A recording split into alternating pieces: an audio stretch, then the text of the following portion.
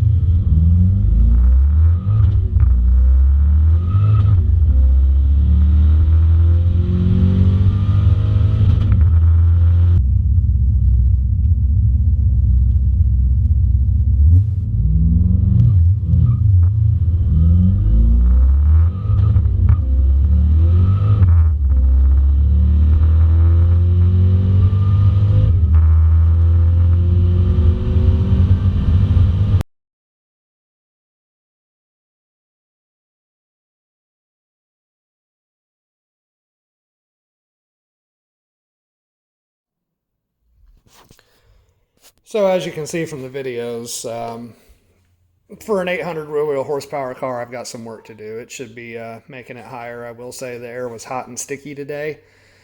It was in the 80s. The humidity was up there. It wasn't terrible, but it could have been better. And then, as you can see, first and second, that back end swinging to the right like that doesn't help things. And I got a lot of tire out back. I don't want to go to a small wheel and a bias ply. I really don't. It's a street car, and I hate the small wheel in the back look.